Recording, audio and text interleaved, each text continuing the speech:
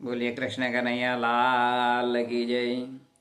શ્રીમદ સદ્ગુણ શાલિનમ ચિદે વ્યાપ્તમ ચ દેવ્યાકૃતિમ જીવે સાક્ષર મુક્ત કોટિ સુખદમ નૈકાવતારાધિપમ જ્ઞેયમ ધ્રે પુરુષોત્તમમ મુનિવરે વેદાર્ધિકીર્ત્યમ વિભુમ તન્મૂલાક્ષરયુક્તમેવ સહજ નંદમ ચ વંદે શ્રદ્ધા. આજના શુભ દિને તમામ શ્રોતાજનોને મારા હૃદયભાવપૂર્વક જય શ્રી કૃષ્ણ. સત્સંગનો ખપ હોય તો એ જીવનું કલ્યાણ થાય.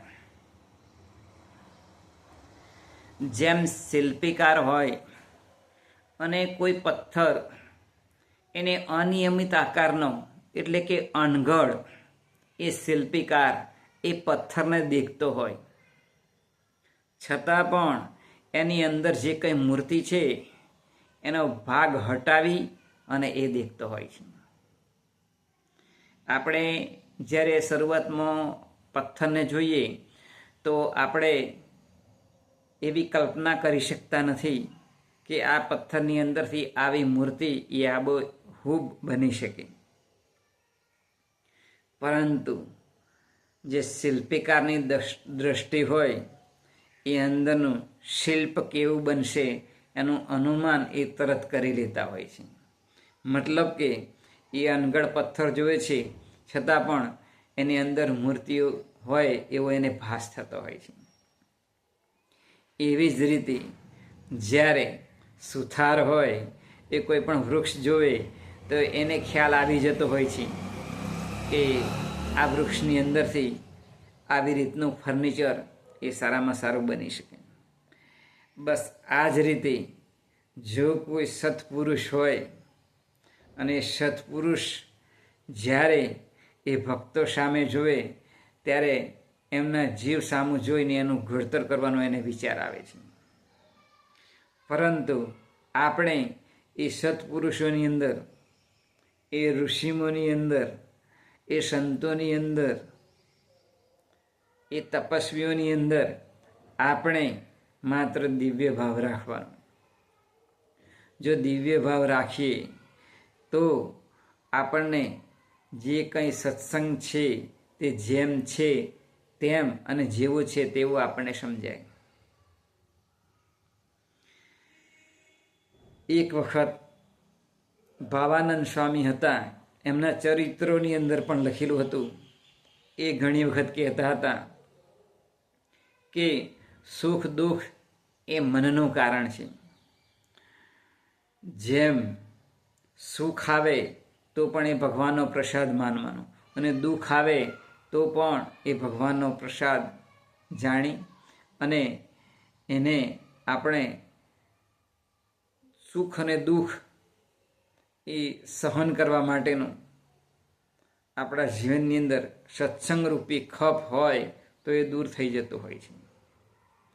જેમ ખોરાકની અંદર એનું ચાલક બળ મીઠું છે, એવી જ રીતે આપણા જીવનની અંદર આપણા જીવનું જીવન ચાલક બળ એ સત્સંગરૂપી ખપ છે. જો સત્સંગનો અંદર આપણો ખપ હોય તો આગળ વધી શકાય. પરંતુ જો ખપ ના હોય તો આપણે ત્યાંના ત્યાં એ રહેતા હોય છે. માટે સત્સંગનો ખપ એ આપણે રાખવો જોઈએ તો આપણા જીવનું એ રૂડું થતું હોય છે. માઇકલ જેક્સન, એમની પાસે 3 કરોડનો પલંગ હતો છતાં પણ એમને ઊંઘ નહોતી આવતી. એટલે ઘણા બધા રૂપિયા હોય એટલે સુખ જ ભોગવાય એવું હોતું નથી. કારણ કે સુખ પાછળ દુઃખ એ ઊભું હોય છે. સવારે જ્યારે સૂર્ય ઉદય થયો હોય ત્યારે આપણો પડછાયો જોવામાં આવે તો ઘણો બધો લાંબો હોય. બપોરે જોવામાં આવે તો બપોરના 2 વાગે આપણો પડછાયો દેખાતો નથી અને સાંજે 5 વાગે પડછાયો જોવામાં આવે તો પાછો લોબો હોય. હવે જો દરજીને માપ આપવામાં આવે પડછાયા પ્રમાણે તો સાચું એ ઠેરવી શકતું નથી, પરંતુ સત્ય વાસ્તવિકતા છે. બોલે શું? આપણું શરીર 5 કે 5.5 ફૂટનું હોય, એ માપીને જો દરજીને માપ આપવામાં આવે તો સારામાં સારું કપડું સીવી શકે. પરંતુ જેમ પડછાયો છે એ એક જાતની ભ્રમણા છે, એમ આપણા જીવનની અંદર સુખ અને દુઃખ રૂપી આપણી એક ભ્રમણા છે. એની અંદરથી બહાર નીકળવા માટે એ સત્સંગનો ખપ હોય તો બહાર નીકળી શકાય. કોઈ વિચારે કે મારી પાસે આટલો કપડો હોય તો મને આટલું સુખ મળે. ઘણા એવું વિચારે કે મારી પાસે આટલા મોબાઈલ હોય તો મને આટલું સુખ મળે. ઘણાને એવો વિચાર આવે મારી પાસે આટલા બંગલા હોય તો મને આટલું સુખ આવે. ઘણાને એવો વિચાર હોય કે મારી પાસે આટલા રૂપિયા હોય તો આટલું સુખ આવે. ઘણાને એવો વિચાર આવે કે મારી પાસે આટલો જૂતો હોય તો આટલું સુખ આવે. ભાઈઓ, એવું હોતું જ નથી. પરંતુ એક મનને મનાવવા માટે આપણે આ ભૌતિક સગવડો પાછળ પડી અને થોડા સમય માટે એ સુખ અનુભવીએ છીએ. પરંતુ ખરી વાસ્તવિકતા તો જીવન બનાવવા એ સત્સંગનો ખપ એ જરૂરી છે. અને સત્સંગ રૂપી જો ખપ હોય તો સદાયને માટે પોતાના હૃદયની અંદર આનંદના ફુવારા છૂટે. સદાયને માટે સુખ પ્રાપ્ત થયું હોય એવું આપણને ભાસ થાય, આપણને આનંદ આવે. માટે સત્સંગરૂપી જો ખપ હોય તો જીવનું એ રૂડું થઈ શકતું હોય છે. એક વખત એક કાકા એ પોતે રિક્ષાની અંદર બેઠા. હવે એ રિક્ષાની અંદર બેઠા એટલે એમનો થેલો હતો તે ભૂલી ગયા. હવે રિક્ષાવાળાએ 10 દિવસ પછી પોતાની રિક્ષા સાફ કરી તો પેલા જે કાકા હતા એમનો થેલો અંદરથી નીકળ્યો. અંદર જોયું તો 10 લાખ રૂપિયા હતા. હવે આ રિક્ષાવાળાને વિચાર આવ્યો કે મારા 10,000 રૂપિયા ખોવાયા હતા ત્યારે મને કેવું થતું હતું, તો આ તો 10 લાખ રૂપિયા છે, તો એ કાકાને કેવું થતું હશે. બરાબર અંદર જોયું તો એક નાની ડાયરી નીકળી. એ ડાયરીની અંદર મોબાઈલ નંબર હતો, ઘરનું સરનામું હતું. આ રિક્ષાવાળા ભાઈ એ પોતે પેલા કાકાના ઘરે ગયા અને પછી જે પેલા 10 લાખ રૂપિયા હતા એ એમને પાછા આપી દીધા. અને પછી તો ઘરના બધા હતા એ ખૂબ ખુશ થઈ ગયા. 10 લાખ રૂપિયામાંથી 5,000 રૂપિયા પેલા રિક્ષાવાળા ભાઈને આપતા. એટલે રિક્ષાવાળા ભાઈ બોલ્યા, હું આ 10 લાખ ના લેતો, તમારા 5,000 રૂપિયા મારે શું કામ લાગે, મારે જોઈતા નથી.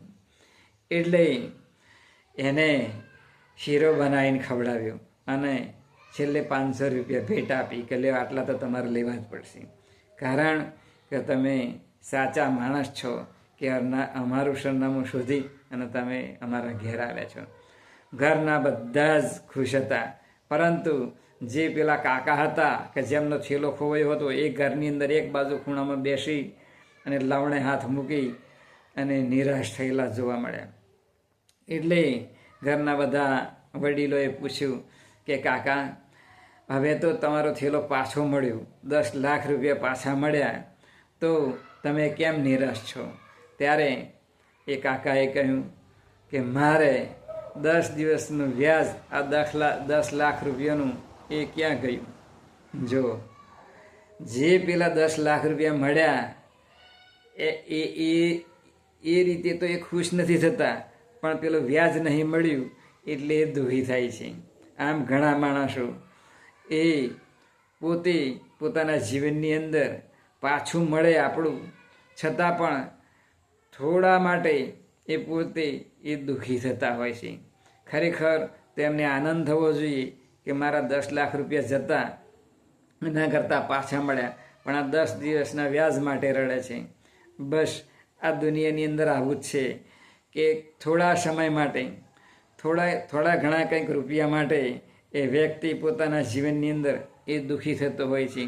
પરંતુ ભગવાને રૂડું આપણને શરીર આપ્યું છે, રૂડો આપણને દેહ આપ્યો છે, તો આપણે આપણા જીવનની અંદર સત્સંગનો ખપ રાખી અને અનંત ઘણું ભગવાનનું સુખ મેળવી લેવું જોઈએ કે જેથી આપણા જીવનની સદગતિ થાય. એ જ આજના શુભ દિને પ્રાર્થના. બોલી કૃષ્ણ કનૈયા લાલ લગી જય.